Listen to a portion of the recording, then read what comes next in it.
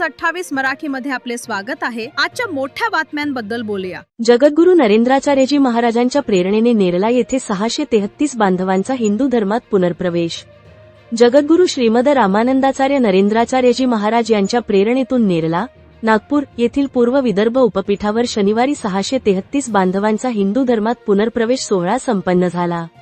हा संपूर्ण सोहळा अत्यंत धार्मिक, पवित्र आणि उत्साहपूर्ण वातावरणात विधिवत पार पडला।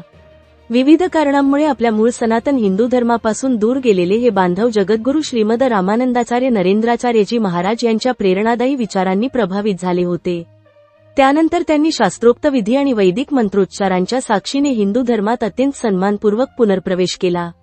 या प्रसंगी धर्मजागृती, सामाजिक एकात्मता आणि सांस्कृतिक जतन यांचे महत्त्व अधोरेखित करण्यात आले।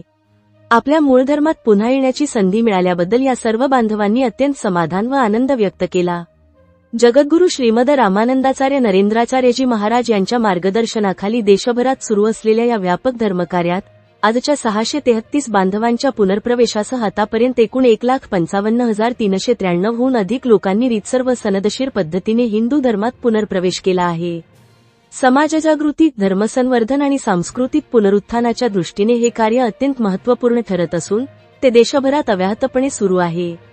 अन्य धर्मात गेलेल्या हिंदू बांधवांना सन्मानपूर्वक समाजात पुन्हा स्थान देण्याच्या या उपक्रमातून जगद्गुरू श्रीमद रामानंदाचार्य नरेंद्राचार्यजी महाराज यांनी समाजासमोर एक प्रेरणादायी आदर्श निर्माण केला आहे, अशी भावना उपस्थित भाविकांनी व नागरिकांनी व्यक्त केली। या सोहळ्याचे औचित्य साधून पीठामध्ये विविध दीक्षा कार्यक्रमांचेही आयोजन करण्यात आले होते। यामध्ये 700 भाविकांनी उपासक दीक्षा, 148 बालकांनी बाल उपासक दीक्षा, तर 815 लोकांनी साधक दीक्षा ग्रहण केली। या धार्मिक उपक्रमामुळे संपूर्ण परिसरात अत्यंत भक्तिमय आणि उत्साहाचे वातावरण निर्माण झाले होते। रिपोर्टर सूर्यकांत तळखंडेची रिपोर्ट।